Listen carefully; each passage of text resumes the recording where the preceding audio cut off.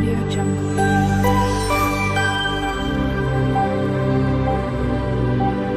Audio Jungle. Hello everyone, જય શ્રી કૃષ્ણ. મારી ચેનલમાં તમારું સ્વાગત છે.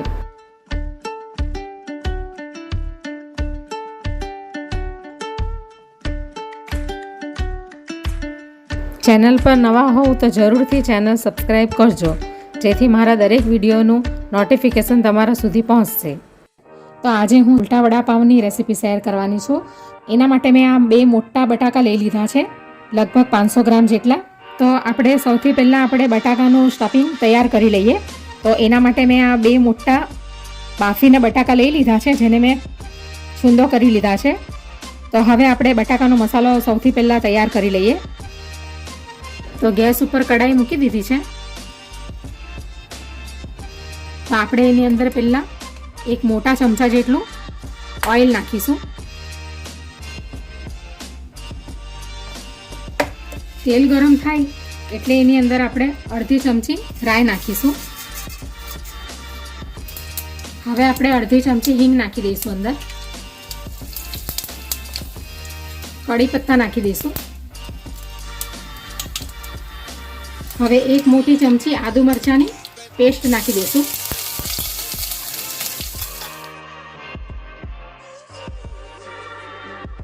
હવે આપણે એની અંદર એક મુઠ્ઠી જેટલા લીલા ધાણા નાખી દઈશું. અને આ એક ચમચી ધાણા જીરું છે અને અડધી ચમચી હળદર છે, એ પણ નાખી દઈશું અંદર.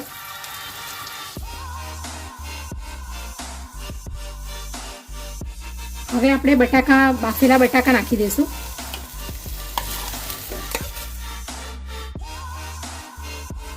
હવે સ્વાદ પ્રમાણે મીઠું નાખી દઈશું.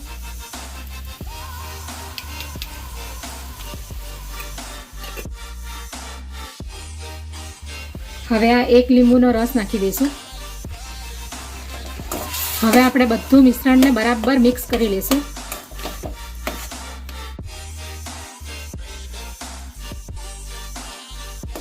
તો આ રીતે આપણે પાવની અંદર સ્ટફિંગ કરવા માટેનો મસાલો તૈયાર કરી લેવાનો. તો મિશ્રણને આપણે થોડુંક નરમ જેવું જ રાખશું, કારણ કે આપણે બટાકાની અંદર આપણે એને ભરવાનું છે, એટલા માટે થઈને આપણે એના બટાકા વડા નથી બનાવવાના. હવે આપણે ગેસને બંધ કરી દઈશું. બટાકાનો મસાલો તૈયાર થઈ ગયો છે. હવે આપણે આગળની પ્રોસેસ કરીએ. હવે આપણે આ બટાકાના મિશ્રણને થોડું ઠંડુ પડવા દઈશું. એટલી વારમાં આપણે ચણાના લોટનું બેટર તૈયાર કરી લઈશું. તો આ મેં 250 ગ્રામ જેટલો ચણાનો લોટ લઈ લીધો છે, બેસન. ચણાના લોટમાં આપણે સ્વાદ પ્રમાણે મીઠું નાખી દઈશું.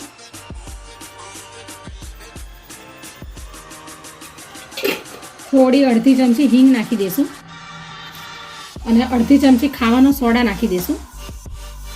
હવે આપણે હાથેથી મિક્સ કરી લઈશું.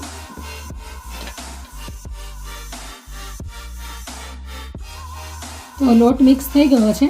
તો હવે આપણે એની અંદર થોડું થોડું પાણી નાખતા જશું અને એનો લિક્વિડ બેટર તૈયાર કરી લઈશું.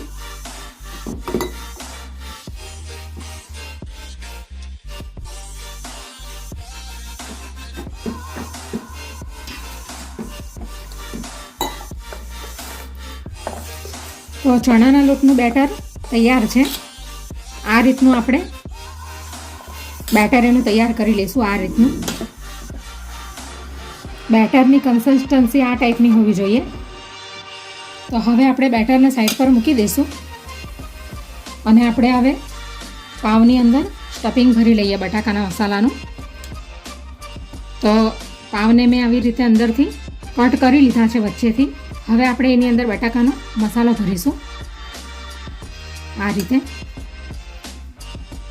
આવી જ રીતે આપણે બધા પાવને ભરી લઈશું વચ્ચેથી.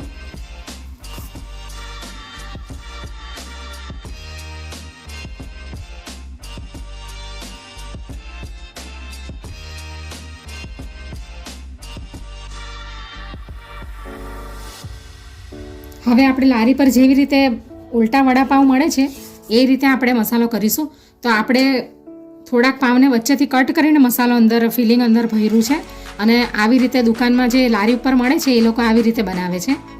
ઉપરથી એ લોકો બટાકાનો મસાલો આવી રીતે લગાવી દે છે અને પછી બેટરમાં આને ડીપ કરીને ફ્રાય કરી લે છે. આપણે 4 પાવને આપણે અંદરથી ફિલિંગ ભર્યું છે અને 2 પાવને આપણે બહારથી ફિલિંગ ભરીશું.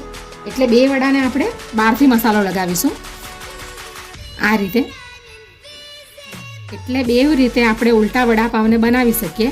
આવી રીતે બહારથી મસાલો લગાવીને અને અંદરથી સ્ટફિંગ ભરીને. તો હવે પાવ રેડી થઈ ગયા છે. તો હવે આપણે એને ફ્રાય કરી લઈએ. તો આપણા બધા પાવ રેડી થઈ ગયા છે. અડધા પાવ અંદરથી સ્ટફિંગ કરીને તૈયાર કર્યા છે અને અડધાને ઉપરથી મસાલો લગાવીને તૈયાર કર્યા છે. તો હવે આપણે આને ફ્રાય કરી લઈએ. તો હવે આપણે ગેસ ઉપર તેલ ગરમ કરવા માટે મૂકી દીધું છે. તો હવે આપણે ચાલુ કરીએ ઉલટા વડાપાવ બનાવવાનું.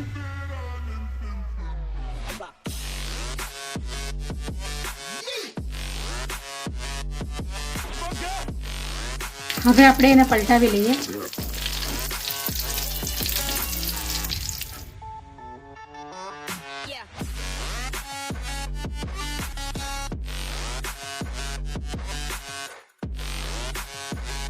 તો આપણે એને બંને સાઈડેથી બરાબર ફ્રાય કરી લેશું.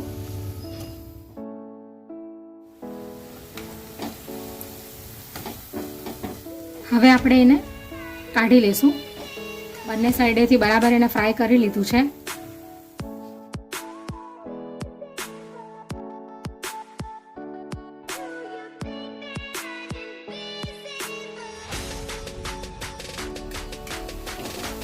તો આવી રીતે આપણે બધા ઉલટા વડાપાવ બનાવી લઈશું.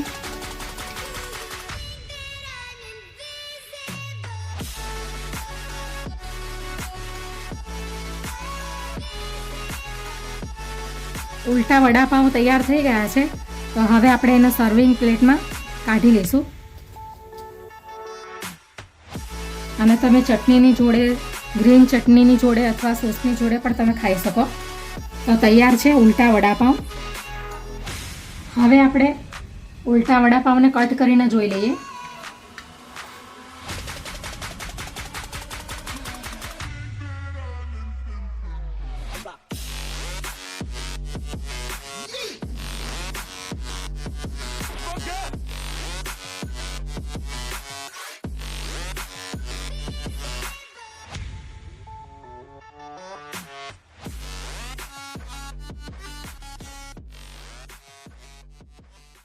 Audio Jungle.